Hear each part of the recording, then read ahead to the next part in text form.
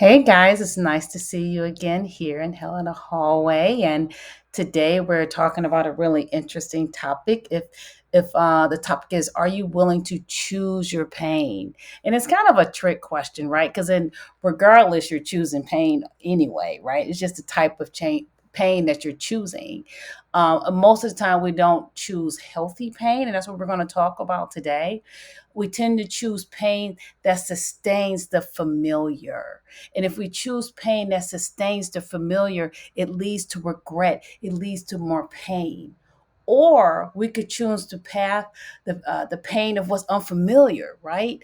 And that leads to recovery, that leads to new crowns, that leads to new heights in life. We have to decide which pain we're going to choose. And part of that is recognizing, am I so caught up in what's familiar to me? It's the scent of the comfortability of being comfortable, so familiar that I am willing to be anesthetized, that I am willing to live awake, but really be in a coma, right? And that's no way we're supposed to live. We're not here just to go through the mundane task of the day. That's not living. We're here to take risk, right? We're here to take healthy risk. We need to be able to do that. So today we're going to talk about the different prisons that we tend to live in and what we might need to do about them, right? Are you willing to take the step to realize who you are and what's inside you? Do you have the courage to die to yourself, to really become yourself, right?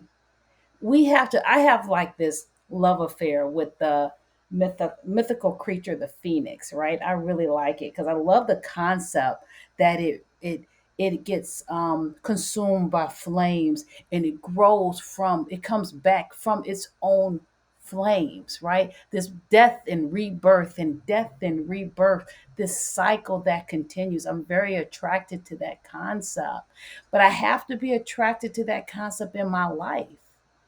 I can't just sustain what's comfortable in what I know. I have to be willing to step out and step forward into what's unknown so I could become more of who I'm purposed to be, right? Because we have these prisons that we live in. And that's what I was talking about earlier. That we'll start to kind of get into in different areas of our lives where we have these prisons, but we are comfortable with them. Now, we say we're not. We speak to it a lot, like, oh, I got to get out of here. Oh, I got to do something different. Oh, I want to go to school, or I want to start this new business, or I want to talk to this person and have them motivate me. I want to get a mentor. I want to go to therapy. I want to do all these things. We are so great at talking about it, right? And sometimes, one of my biggest faults, I was telling somebody, a client earlier, I said, I can trick myself that I'm stepping into the unknown. You know how I do it? I am really good at researching things. I'm not the most impulsive person, even though every now and then I do something like really crazy and impulsive, but I'm really not impulsive. And I research and I study and I research and I study whatever I'm trying to get into, whatever's next for me, right? And in my mind, I'm moving forward. In my mind, I'm stepping into the unknown. But the reality of it is, I have probably done enough research. And at this point, I'm just kind of coddling my anxiety. I'm continually to do research over and over again to give me the thought, the idea that I'm really moving forward in something, when in fact, I'm only comforting my anxiety and not moving forward at all. You have to understand yourself, understand the prison that you're living in, right? You have to know where you're locked up at, you know? Are you locked up when it comes to relationships? Are you stuck in some old trauma and you refuse to trust and you're potentially losing the love of your life? You know how many times that happens? How many clients I spoke to who either won't let someone in for fear of what someone else has done? And that means that when we break up with people or we divorce them, we really don't divorce them. We anchor them to our hearts. We keep them there. And then they travel with us in all our relationships. And they have impact on relationships they have no business having impact in. Are you stuck here? Is this where your prison is? Or is your prisons maybe your friends, right? Maybe you're the kind of person. I had a client tell me that, hey, I only trust the friends that I grew up with. That's it. That's it. You know, um, is that healthy? Can other aspects of you grow with just the people you grew up with? And it's cool to have those friends. I think that's fantastic. But if you don't introduce other people around you, there's aspects of your personal becoming that you might miss, right? Because if that's the case, you might as well call it the time of death at 16 when you met him. But you didn't die then. So it's okay to welcome different, diverse people into your circle.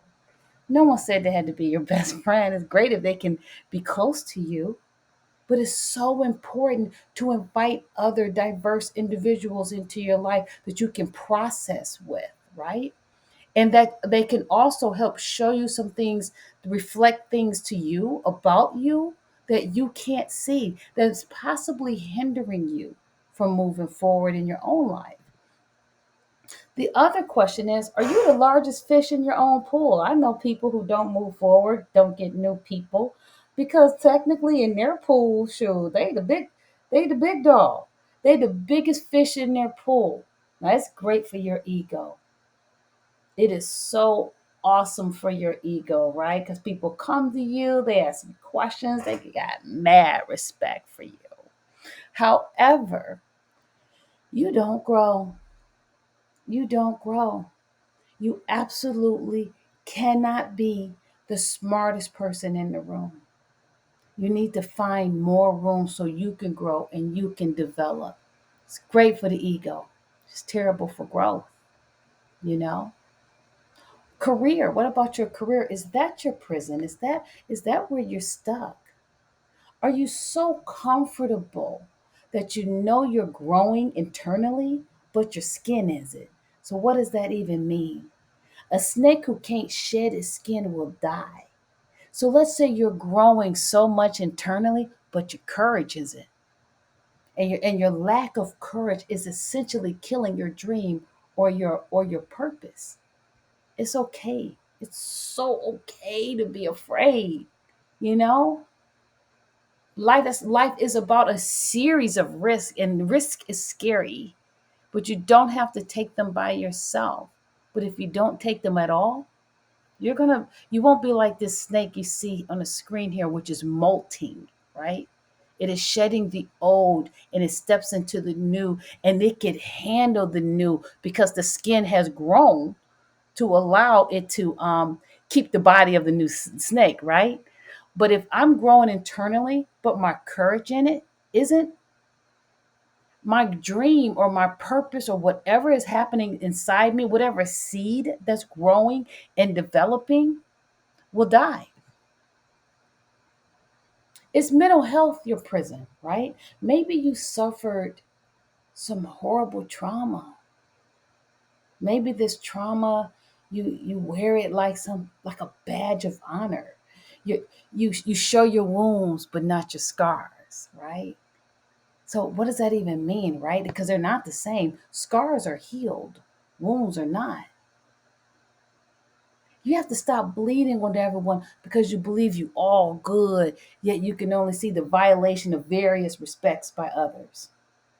You're refusing to heal the wounds only creates more wounds that actually become infected, right? When these wounds become infected, we actually become toxic and we become toxic to other people. Now, I ain't no baker like it says there, but it only takes a little yeast to leaven a whole batch of dough.